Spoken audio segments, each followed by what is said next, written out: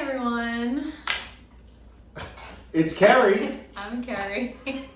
And I'm Anthony. I'm Anthony, let's tell broker owner Prodigy Real Estate. We're doing what today?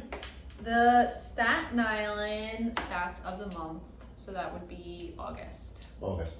So basically, like we do every month, we go over the stats for the real estate market locally. And this report,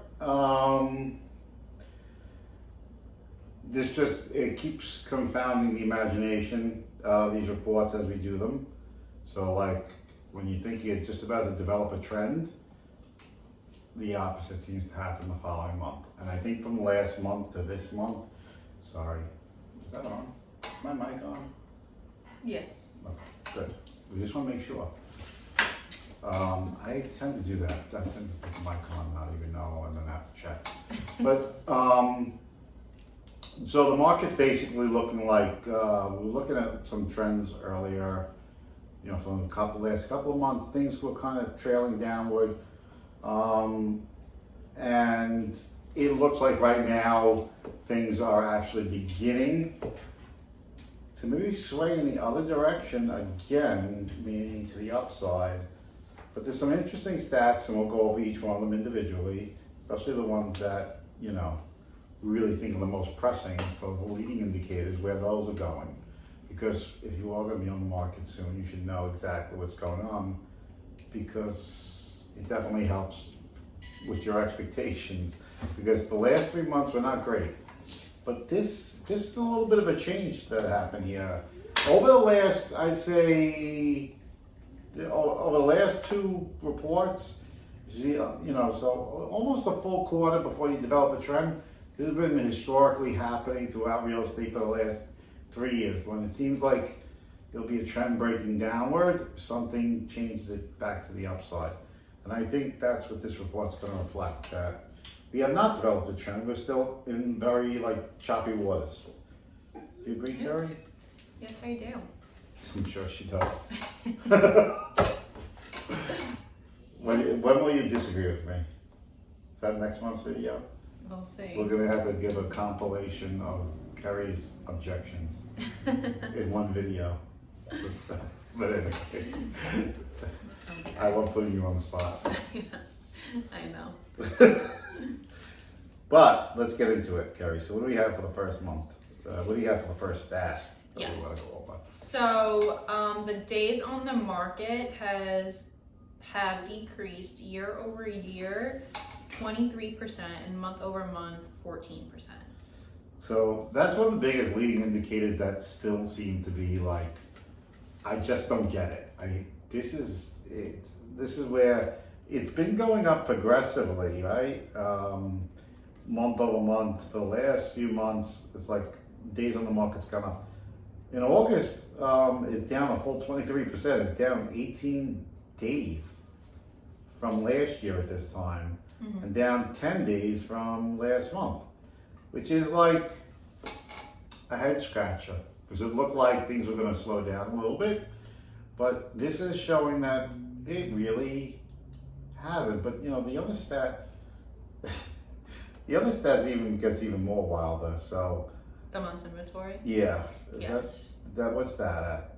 So year over year, it has increased 7%, but month over month, it has decreased 0.7%.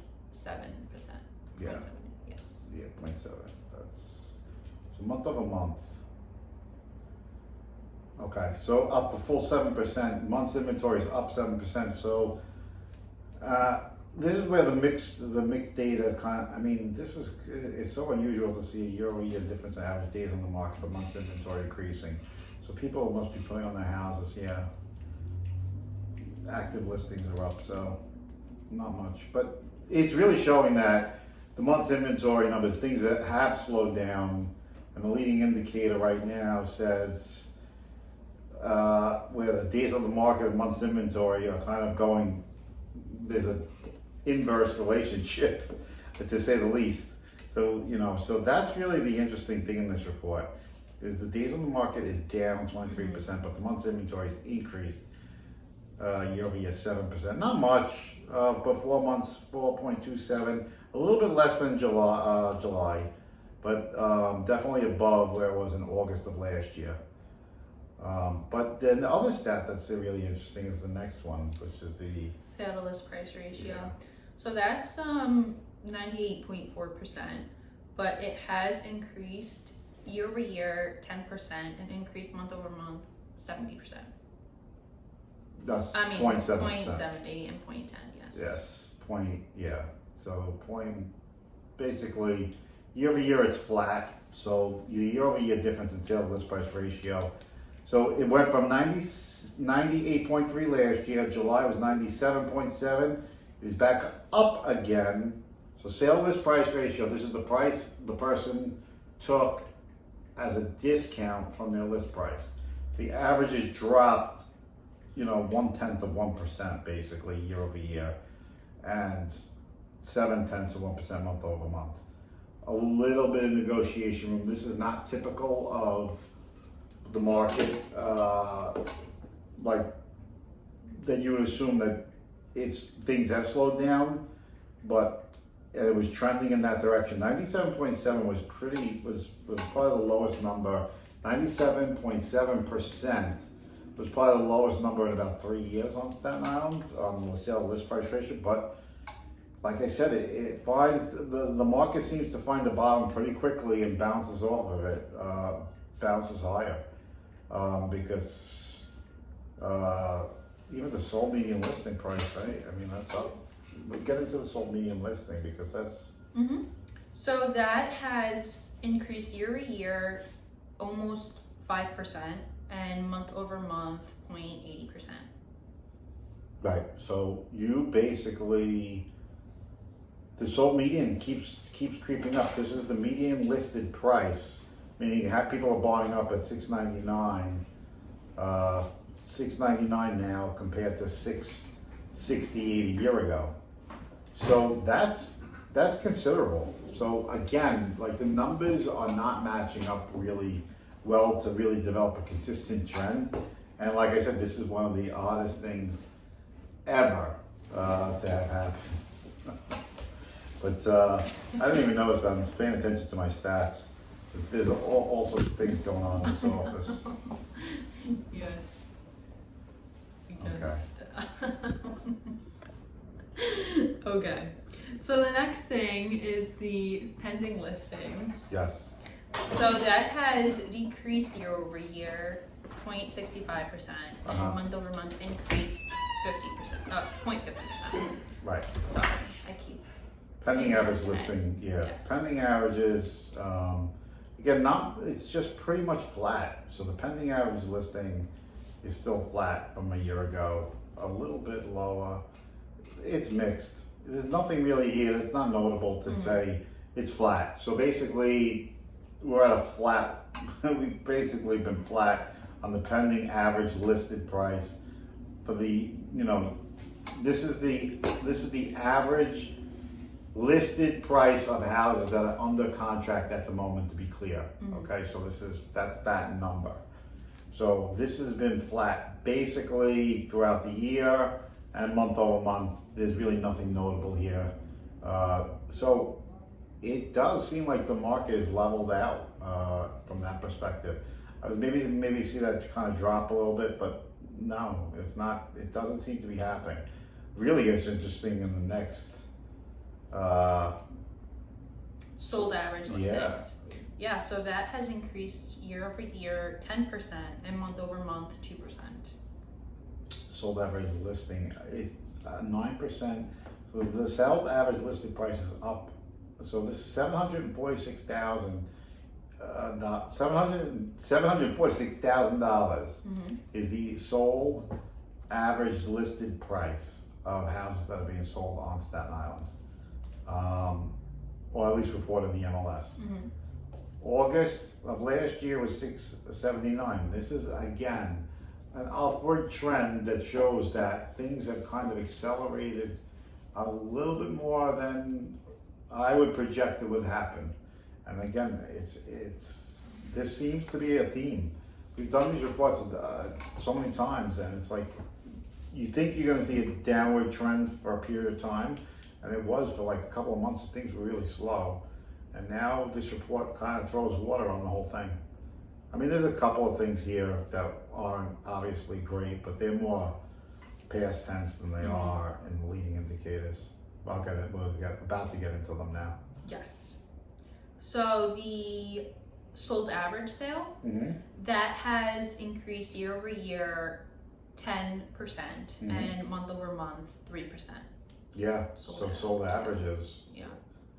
The sold average and you could do the sold median too. The sold medium has also increased both year over year and month over month. Year over year, almost 8%, and month over month, 3%. Yeah. Basically, they're in line with each other. So the sold median sale price now is almost at 700. 699,944. So basically 700,000.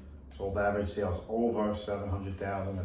So why the sold average and sold median kind of are different is because the median takes the highs and the lows out of the price structure, out of the calculation. So you get kind of like what's in the middle, and then the sold average is basically the whole entire market, which could be brought higher or lower on basically like, you know, if a big home sale took place, it could skew the data quite a bit. So sold median is a better indicator than sold average.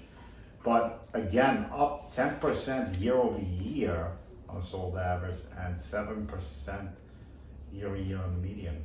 Again, there's no real signs things are slowing down. That's for sure. So what's next? We could do new average listings. That has decreased year over year, 2%, and month over month decreased 3%. That's the new average listed price. Yes. Yeah, people are putting on their house on the market for less than. That's such a weird stat. I'm missed to figure out why that is. But people have dropped their price expectations a little bit. You know, almost 2.5 and 3 year over year, month over month. That takes a little bit. I'm gonna be honest with you. It's kind of that's a statistical anomaly that I don't quite understand how that's possible, but I have to look at that. That's got to be. Yeah, because it's like this new median average listed price and new average sale price is such a departure that it doesn't seem natural, but we'll see. I'll look at this a little bit more. Just go to the next one. Okay. So that would be the active listings. Active listings have increased year over year 2.50% and month over month 0.9%. 0.9%. Month over month, correct. Okay. It just went up by Fraction. yeah. So active listings have been an issue for the market. So basically what's like the saturation rate, which goes into the month's inventory.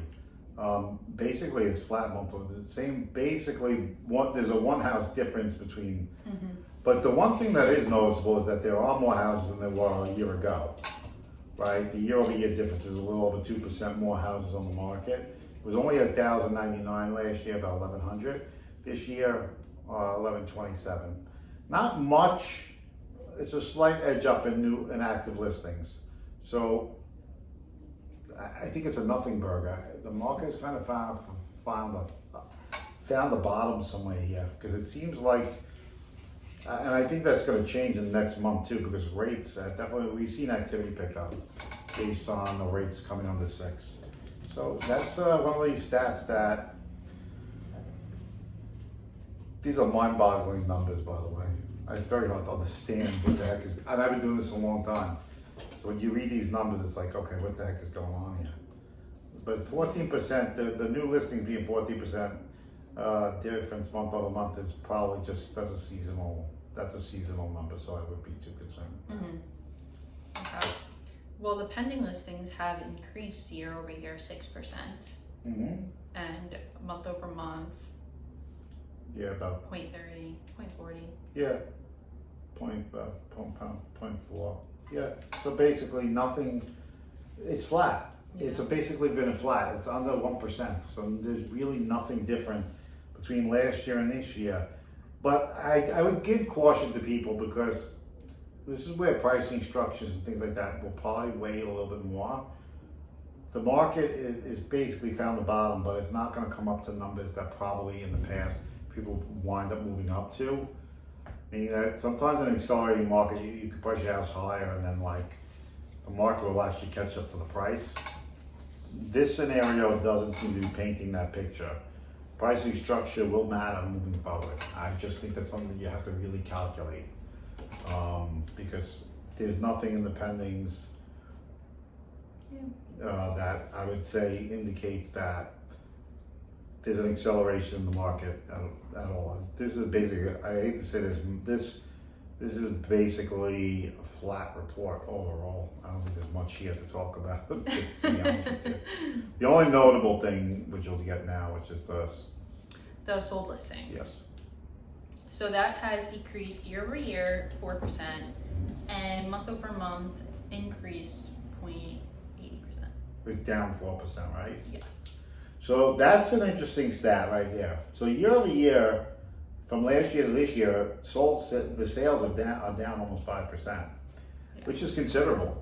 I think it's considerable considering everything what we kind of want. So one notable factor in this report, the question is literally what happens with interest rates in the next few months to say whether or not we're going to be.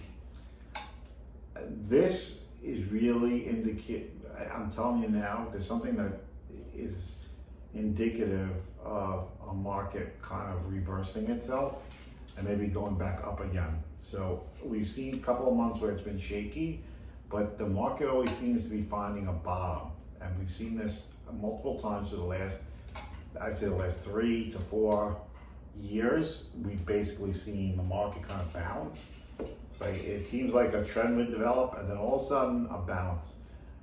It's a very interest rate sensitive market, so basically what happens is because it's interest rate sensitive, volumes change really on a point or two or just a small, narrow little, like a little change in the interest rate.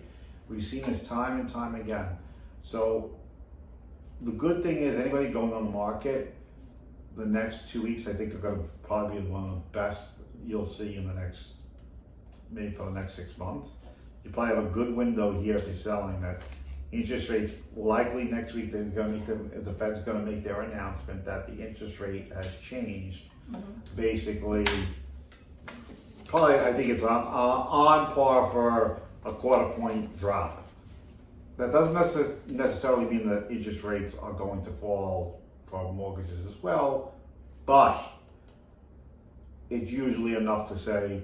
There was a couple of recent, the jobs data came in today, the job reports of the last few months, which is very key to the Fed's decision-making process, has been absolutely abysmal. So, I mean, the unemployment, I think I just read today before I came on, unemployment was up again, and the job creation numbers are absolutely bottom basement. So, and some reports are putting them at near where they were during the Great Recession, which is, that's quite a tell.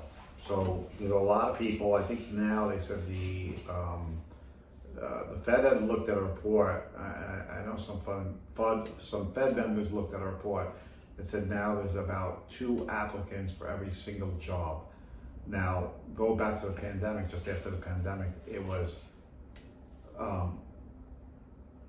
there was basically not even an applicant. There was more applications available than there were people to work. And now the whole tide has flipped. So the Fed has looked at this and says there's a weakening labor market, which is definitely brought up. That's one of the Fed's mandates is that unemployment and employment are key factors in adjusting rates. The 10-year yield has taken notice, it's dropped. If you haven't noticed interest rates dropping below 6, it's happened. We've already seen a spike up in activity on a lot of things. So, but the real tell here is what these next few months are gonna bring. If interest rates drop to 5.5, guys, if you're in the market now, I'm telling buyers now, once it gets down to the 5.5, a whole new pool of buyers that have been waiting for rates to fall are gonna pop up on the market. You need to be aware of this. Sellers need to be aware of this.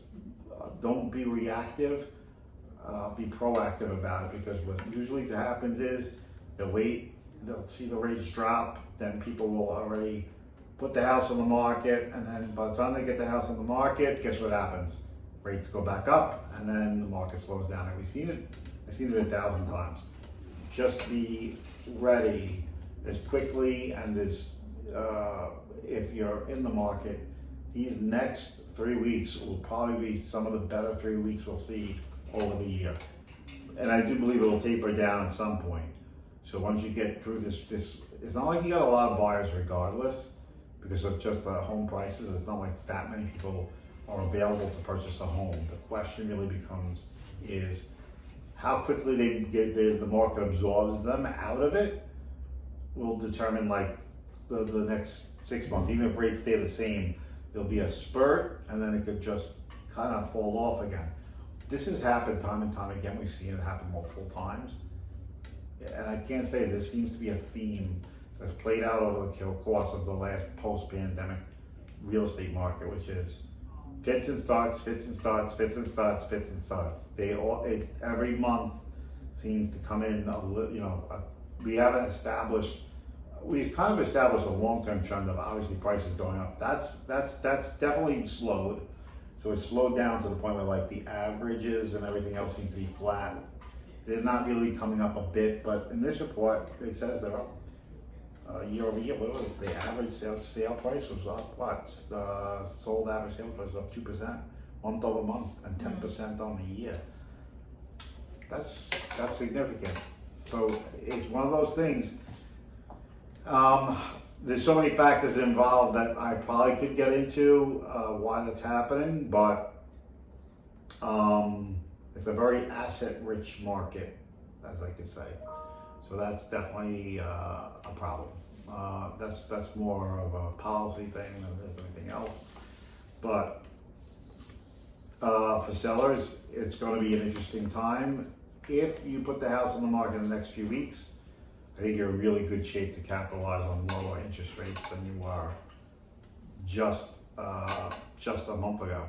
So that should be a consideration. And I would call this report basically flat, with one thing being true is I think prices will accelerate based on the fact that we're going to drop those interest rates, and the short-term impact will be a spurt in the market.